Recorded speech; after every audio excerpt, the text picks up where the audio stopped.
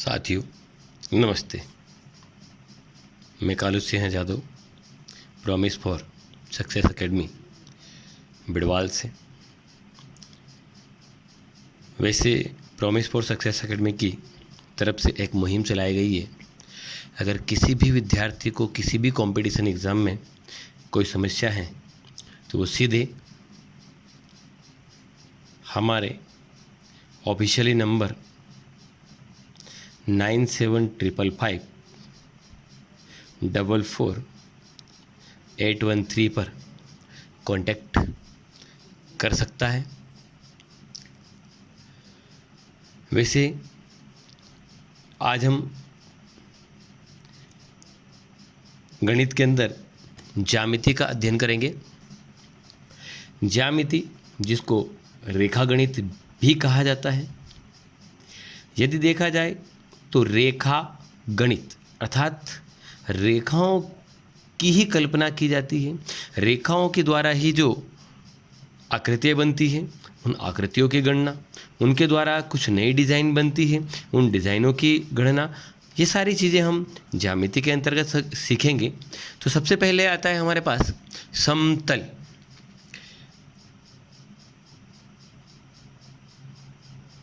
समतल में यदि हम बात करें तो वह तल जिसका पृष्ठ पूरी तरह से सम हो। जैसे कि ये आपको पूरा का पूरा पृष्ठ दिख रहा है, यह एक समतल है। समतल के बाद एक आता है आपके पास वक्रतल। वक्रतल जिसके अंदर हमारे पास, जैसे कि ये हमने पेन का केप ले लिया, तो पेन के केप में हमारे पास यहाँ पर तल तो है, पर इस पेन के केप का जो तल है वह एक वक्र के आकार का है। इससे हम अनुमान लगा सकते हैं कि यह समतल नहीं है, यह वक्र के आकार का है। और इन तल के ऊपर कई प्रकार की हम आकृतियों का निर्माण करते हैं। जैसे सबसे पहले आकृति में हम लेते हैं बिंदु। बिंदु जैसे कि अपने पास वह एक सूक्ष्म चिन्ह होता है। किसी भी एक पॉइंट पर अगर हमने फोकस बनाया और वहाँ पर देखते हैं तो वह पॉइंट आपके पास यहाँ पर प्रतीत होता है, और ये पॉइंट जो होता है इसको हम कहेंगे बिंदु। तो बिंदु बहुत ही सूक्ष्म चिन्ह होता है, जिसकी न तो लंबाई होती है न चौड़ाई होती है, यह पूर्णतः शून्य होता है। बिंदुओं को यदि हम आगे देखें तो एक बिंदु हुआ, दूसरा बिंदु हुआ, तीसरा बिंदु हुआ। इसको अगर हम आगे आगे आगे आगे एक ही दिशा में बढ़ाते जाते हैं तो इसके बढ़ने के दौरान हमें एक आकृति प्राप्त होती है कि जहाँ से स्टार्टिंग पॉइंट तो हमें मिलता है और एंडिंग पॉइंट हमें नहीं मिलता है, उसको हम इन्फिनिट तक ले जा सकते हैं। तो वह क्रिया हमारी जो है करने के दौरान एक रेखा या एक आकृति हमारे पास जो बनती है, उस आकृति का नाम दिया गया है किरण। अब उसके बाद आता है कि एक किरण को तो हमने देखा कि वह एक ही तरफ बढ़ते बढ़ते बढ़ते आगे की ओर धीरे धीरे जाएगी, परंतु उसकी अगली जो कड़ी में आते हैं तो अगर हम किरण को तो एक तरफ लेते जाते हैं, अगर वैसे ही इन बिंदुओं को इस साइड ले जाते हम इन्फिनिट तक ले जाते हैं, फिर अच्छा लगता है कि ये तो नहीं यार इन्फिनिट तक जा रही है, इसको इस साइड बिंदुओं को और बढ़ाया जाए। और अगर हम इस साइड बिंदुओं को और बढ़ाते हैं तो इस साइड भी अगर ये इन्फिनिटी तक जाती है तो हम कह सकते हैं कि जब दोनों साइड अगर ये आकृति जाती है तो यह एक नई आकृति आ जाती है, और इसका नाम हम बोल सकते हैं कि ये हमारे पास है रेखा। रेखा के बाद अगली कड़ी में आते हैं हम, तो हमारे पास आता है रेखाखंड। थोड़ा सा नाम पे गौर करो। यहाँ पर आप देखते हो खंड, खंड अर्थात कि टुकड़ा। तो रेखा का एक टुकड़ा जो होता है उसको हम रेखाखंड कहते हैं। जैसे देखिए यहाँ डायग्राम में आपको दिखाई दे रहा है ए एंड बी। तो ए और बी ये एक निश्चित बिंदु होते हैं, और निश्चित बिंदुओं के बीच की दूरी जो अपने पास रहती है वही रेखाखंड कहलाता है। ये किसी भी एक रेखा से काटा गया टुकड़ा होता है, इसलिए इसको रेखाखंड के नाम से हम जान सकते हैं।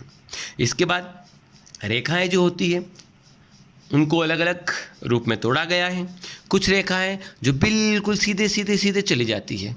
जैसे बाय द वे अगर हम यहाँ पर कल्पना करें तो हम खुद अपने घर से निकलते हैं, सीधी सड़क से अपने स्कूल तक पहुंच जाते हैं, तो वह एक सरल रेखा में हमारे द्वारा किया गया कार्य होता है। तो रेखा को हमने यहाँ पर दो भागों में तोड़ा है। पहला भाग होता है हमारा सरल रेखा और दूसरा भाग होता है वक्र रेखा। अब पापा ने बोला सीधे बेटा कि अपने को स्कूल जाना है। हम स्कूल न जाते हुए कहाँ पहुँच गए? बाजार में पहुंच गए और बाजार से होते हुए फिर हम स्कूल को गए। तो इसका अर्थ होता है कि हम घूमते घामते गए, और घूमते घामते जब जाते हैं तो वह जो क्रिया हमारी होती है वह एक स्थिर नहीं होती है, एक सही दिशा में नहीं होती है। इसलिए हम इस दिशा के अंदर जिसमें हम चले हैं वह एक वक्री दिशा होती है, और वहाँ पर अगर हम उसी के संलग्न एक डायग्राम के से दर्शाएंगे तो एक वक्र आकार का ही डायग्राम मिलेगा कि इस हिस्से गए तो वहाँ पर जो रेखा बनने वाली है उस रेखा को हम कहेंगे वक्रीय रेखा। तो हमारी रेखाएं भी दो प्रकार की होती है, एक होती है सरल रेखा और दूसरी होती है वक्र रेखा।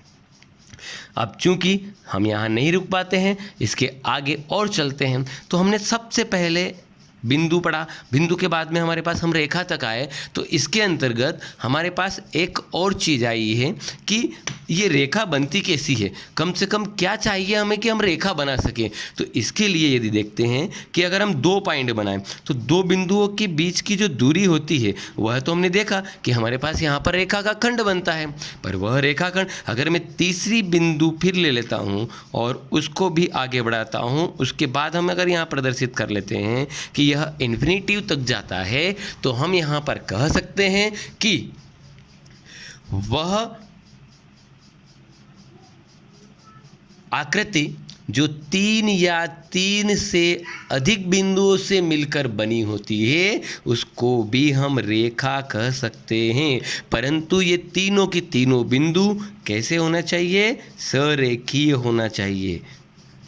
तो जो आपके पास एक ही सरेखी, वैसे नाम से स्पष्ट है इसमें सरेखीय, सरेखीय मतलब एक ही रेखा के ऊपर स्थित होना चाहिए, एक ही लाइन में वह क्रमबद्ध होना चाहिए, टेढ़ा मेढ़ा नहीं चलेगा। अगर टेढ़ा मेढ़ा होता है तो वह सरेखी नहीं बन पाता है। तो हमारे पास रेखा की परिभाषा एक फिर निकल गई। अब यहाँ पर इस सरेखी के साथ में हम बिंदु की बात भी कर लेते हैं। तो सरेखी बिंदु और असरेखी बिंदु। तो सरेखी बिंदु अभी अभी मैंने परिभाषा बताई है, सरेखी बिंदु वह जो एक ही रेखा में होते हैं उन्हें हम सरेखीय बिंदु कहते हैं, और असरेखीय बिंदु जो कि एक रेखा में नहीं होते हैं, कभी यहाँ बन जाते हैं, कभी यहाँ बन जाते हैं, कभी यहाँ बन जाते हैं, और इनके द्वारा ही कुछ आकृतियाँ आ गई है, और यह आकृतियाँ आपके पास जो बनती है अलग अलग नाम प्रदर्शित कर देती है, और इस आकृति को देख करके हम अपने हिसाब से नाम दे सकते हैं। तो यह जो रेखाएं होती है यह अलग अलग पार्ट्स में हमको यहाँ पे मिलती है। तो अभी तो हम चल रहे थे सरल रेखा और वक्र रेखा की ओर। अब इनके आगे हम फिर और आगे बढ़ते हैं तो हमारे पास कुछ रेखाएं और आ रही है, और उन रेखाओं में अगर हम देखें तो हमारे पास यहाँ पर जो रेखा आ रही है उसमें कुछ नाम मैं यहाँ पर लिख रहा हूँ, जिसे मैं लिख देता हूँ संगामी रेखाएं। फिर मैं लिख लेता हूँ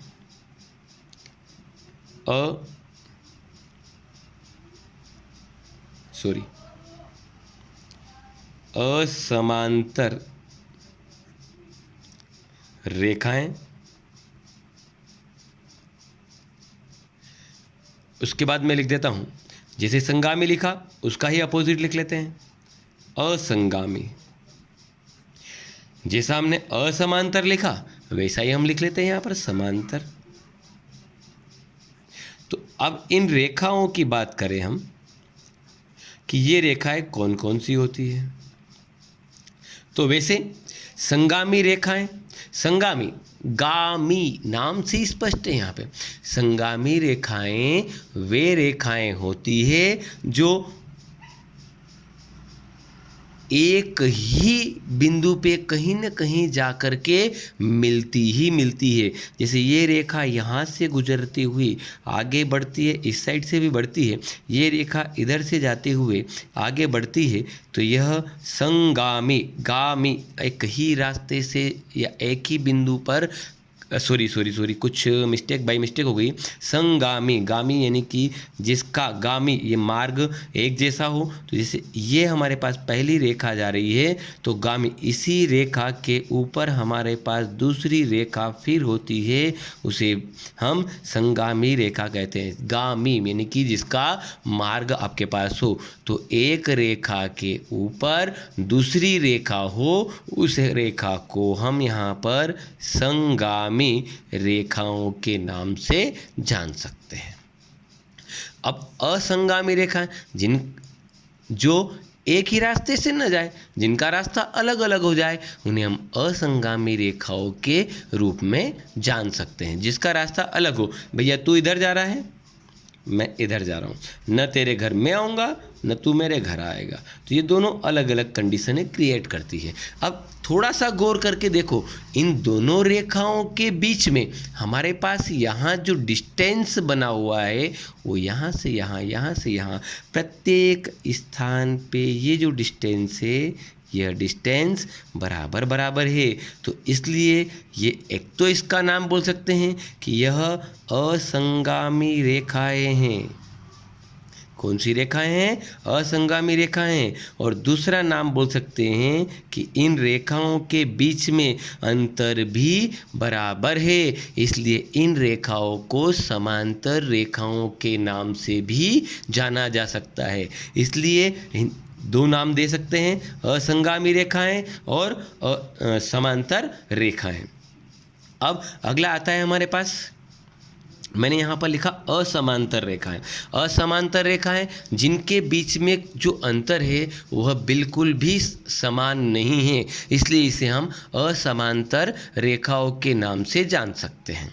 अब ये असमांतर रेखाएं कुछ भी हो सकती है, यहाँ पे इसको हम प्रतिच्छेदी रेखाओं के नाम से भी जान सकते हैं और असमांतर रेखाओं के नाम से भी जान सकते हैं। वैसे असमांतर की तो परिभाषा मैं आपको बता ही चुका हूँ, पर यहाँ पर अब मैं आता हूँ, मैंने जैसे कि बोला प्रतिच्छेदी रेखा है। प्रतिच्छेदी रेखा है जैसे प्रतिच्छेदी, छेद यानी कि छेद करके निकलने वाली। जैसे यहाँ पर देखिए, गौर कीजिए, एक रेखा हमारे पास यहाँ पर है, दूसरी रेखा इधर से निकलती है। अगर मैं यहाँ पर नाम दे देता हूँ कि ये मेरे पास ए बी वाली रेखा है, ये वाली जो रेखा है मेरे पास वह मेरे पास सी डी वाली रेखा है, तो ए बी रेखा को ये जो सी डी रेखा है यह किसी एक निश्चित बिंदु पर काटती है, और यह जिस बिंदु पर काटती है वह उस बिंदु को हम प्रतिच्छेदी बिंदु, तथा ये दोनों रेखाएं एक दूसरे को काटती है, इसलिए हम इन दोनों रेखाओं को प्रतिच्छेदी रेखाएं कह सकते हैं। तो ये थी हमारी कुछ रेखाएं जिनको कि आज हमने डिटेल से यहाँ पर पढ़ा। अब आवश्यकता लगेगी जैसे जैसे हम उन चीज़ों का अध्ययन करते जाएंगे। अब मैं यहाँ रेखा के बाद में नई कहानी के साथ जोड़ता हूँ आपको, और वो है हमारे पास कोण। कोण के लिए अगर मैं बात करूँ यहाँ पर, तो हमारे पास जैसे कि मैं यहाँ अपने घर से निकलता हूँ और मैं सीधे, मुझे बाज़ार जाना है, मैं बाज़ार तक जाता हूँ, मुझे याद आया कि नहीं यार मुझे मेरे मित्र के पास जाना चाहिए और उसके पास से मुझे मेरी मैथ्स की बुक लेकर के आना है, तो मैं वहाँ से सीधे टर्न ले लेता हूँ और अपने मित्र के घर पे पहुँच जाता हूँ। अब मित्र के घर पे पहुँचता हूँ तो मैं बाज़ार से सीधे टर्न लेकर के निकला हूँ, और टर्न के दौरान मैं यहाँ पर किसी एक आकृति का निर्माण कर देता हूँ, और वह आकृति जो है हमारे पास कहलाती है कोण। और ये कोण जो होता है इसको एक बार फिर से गौर करके देखते हैं। तो जैसे मान लो मैं ए पॉइंट से बी पॉइंट मार्केट तक गया, मार्केट से सी पॉइंट तक अब मैं यहाँ पर जो है अपने फ्रेंड के घर तक गया, तो यहाँ पर ए बी बी सी गया, तो बी बिंदु पर हमारे पास यहाँ पर एक कोण का निर्माण हो रहा है। यदि हम गौर से देखें तो हमारे पास दो रेखाखंड हैं। अब यदि अगर मैं देख लूँ तो दो रेखाखंड हैं, और यह दो रेखाखंड, वैसे एक जरूरी की रेखाखंड ही हो सकता है हमारे पास यहाँ पर दो किरण भी हो सकती है। तो दो रेखाखंड या दो किरणों के बीच में या दोनों के मिलान बिंदु जो होता है, उस मिलान बिंदु पर जो यहाँ पर दोनों के बीच में डिफरेंट होता है, वह डिफरेंट ही आपका यहाँ पर कोण कहलाता है। तो कोण का दूसरा नाम कि दो रेखा या दो किरणों का जो मिलान बिंदु होता है उसको हम एक और नाम से जान सकते हैं और उसका नाम है शीर्ष। तो हमारे पास एक नया नाम आ सकता है। अब ये कोण की बात आ गई, तो कोण क्या होता है, कितना होता है, इसको देखें तो कोण की परिभाषा तो हमने देख ली। अब कोण हम जो हैं इसको कहते हैं डिग्री। और जैसे फॉर एग्जाम्पल अगर हमने ले लिया 60 ले लिया और 60 के ऊपर जो हमने यहाँ पर एक निशान लगा दिया उसको हमने बोल दिया डिग्री। तो ये 60 डिग्री का कोण है। अब ये कोण होते कितने इससे स्टार्ट है और कहाँ तक जाते हैं, तो यदि हम बात करें ये एक रेखा है, रेखाखंड ले लेते हैं कि ए बी, अगर एक यहाँ पर जगह कम है, मैं थोड़ा सा पेज पलटा रहा हूँ, इसको आगे बढ़ाता हूँ, अगले पेज पर लेकर के मैं यहाँ पर आपको कोण से रिलेटेड कुछ चीज़ें बताऊँगा। तो हमारे पास यदि मैं यहाँ पर देखता हूँ तो ये है मेरे पास एक रेखाखंड ए बी, एक रेखाखंड लिया और इस ए बी वाले रेखाखंड के साथ में मैंने क्या किया, ए को सेंटर माना और सेंटर मानते मानते मानते मानते मैंने यहाँ पर एक पूरा चारों तरफ राउंड लगा दिया। और इस राउंड के दौरान मैंने देखा कि यहाँ इस बिंदु पर यदि मैं देखता हूँ तो कहीं न कहीं कुछ न कुछ कोण का निर्माण होता है। और यदि मैं देखता हूँ तो ये जो सर्कल पूरा है, यह सर्कल आपके पास मैक्सिमम कितने डिग्री का कोण बनाएगा, 360 डिग्री। और स्टार्ट कहाँ से हुआ था, 1 डिग्री से। वैसे जीरो का कोई मायना नहीं होता, वरना हम तो लिख देते कि 0 डिग्री से ही स्टार्ट हुआ है, पर जीरो का कोई मायना नहीं होता। ये 1 डिग्री से स्टार्ट हुआ है और कहाँ तक चला है, 360 डिग्री तक चला है। तो हम बोल सकते हैं कि जो कोण है वह कोण 1 डिग्री से लगाकर 360 डिग्री की माप रखता है। तो कोण की माप क्या होती है, 1 से लगाकर 360 डिग्री। वैसे इसको हम पूरे वृत्त को कितने भागों में तोड़ सकते हैं, 360 भाग में इसको वियोजित कर सकते हैं। वैसे ये जो एक भाग होता है, इस एक भाग को हम यहाँ पर एक अंश के नाम से जानते हैं। एक अंश या अंश का दूसरा नाम है डिग्री। तो इस एक भाग को हम क्या कह सकते हैं, 1 डिग्री है। अब वैसे ही हमारे पास ये जो डिग्री होती है, इस डिग्री को भी हम छोटे छोटे कई भागों में तोड़ सकते हैं। और वो जो छोटे छोटे भाग होते हैं वह हमारे पास आता है मिनट। वैसे क्लास 10th की सोशल साइंस में आपने देखा ही होगा, जब हम अक्षांश रेखाएं और देशांतर रेखाएं पढ़ते हैं तो ये चीज़ें हमारे सामने वहाँ पर आती है। तो ये जो होता है 1 डिग्री को हम 60 मिनट के अंदर कन्वर्ट कर देते हैं। और ये जो 60 मिनट होते हैं, वैसे तो आप भी जानते हो कि 60 मिनट जो होते हैं उसमें जो प्रत्येक मिनट होता है वह प्रत्येक मिनट आपका यहाँ पर 60 सेकेंड के बराबर होता है। तो अगर आपको यहाँ पर कोई माप लिखना हो, जैसे कि माप लिख दी मैंने 32, 36 और 48, तो इसको पढ़ने का आपका तरीका हो जाएगा 32 डिग्री, 36 मिनट और 48 सेकेंड। ये हमारा पढ़ने का तरीका है। ये आपको सोशल साइंस में भी काम आएगा। तो ये थे हमारे कोण। अब इन कोणों को यदि हम देखें तो हमारे पास कोण वैसे कई प्रकार के होते हैं।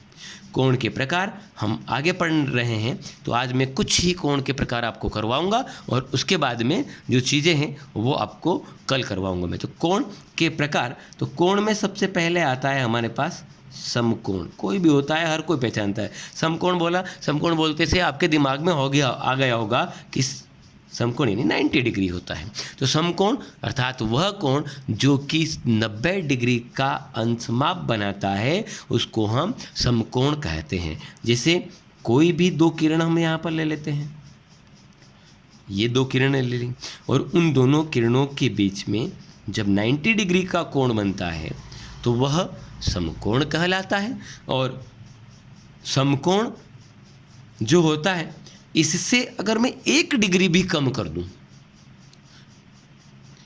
या 1 डिग्री भी ज़्यादा कर दूं, ज़्यादा हुआ तो भी और कम हुआ तो भी उसके नाम में परिवर्तन हो जाता है। जैसे अगर मैंने यहाँ पर 90 डिग्री नहीं लिखा और मैंने यहाँ पर लिख दिया 89 डिग्री, 90 डिग्री लिख दिया, या फिर मैंने यहाँ पर लिख दिया कि ये मेरे पास 70 डिग्री है, या फिर मैंने लिख दिया कि ये 10 डिग्री है, तो 70 डिग्री, 10 डिग्री, 89 डिग्री, ये सारी जो डिग्रियाँ हैं, इनके द्वारा जो कोण बनता है उस कोण का मान होता है न्यून कोण। तो शायद आपको इसकी परिभाषा समझ में आ गई होगी। न्यून कोण वह कोण होता है जो 90 डिग्री से कम होता है। जहाँ कम होता है वह न्यून कोण कहलाएगा। तो आपके सामने अगर मैं अगला नाम लिखता हूँ तो वह आपको समझ में आ जाएगा। इसकी परिभाषा आप खुद बना लोगे। अधिक कोण किसे कहेंगे? अधिक कोण शायद आपके दिमाग में आ ही गया होगा। वह कोण जो 90 डिग्री से अधिक हो और उसको हम कहें, क्या कहें? अधिक कोण कहें। तो वह कोण जो 90 डिग्री से अधिक होता है उसको हम अधिक कोण के नाम से जान सकते हैं। पर अधिक हो तो कितने अधिक करोगे? 2, 4, 8, 10, 20, 30, 40।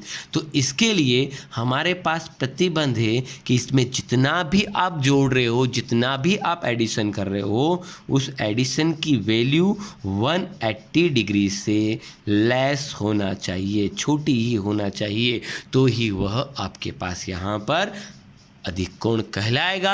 वरना 180 डिग्री से अगर आप कूद करके आगे चले गए तो आपके पास, वैसे मैं सर्कल में यहाँ पर थोड़ा सा आता हूँ, तो ये मैंने सर्कल लिया,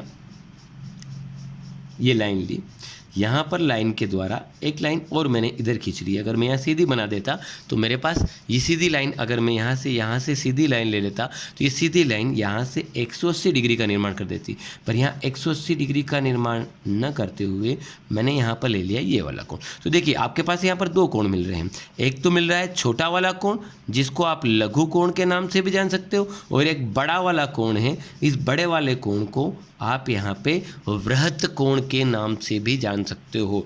वृहत कोण या इसका दूसरा नाम जो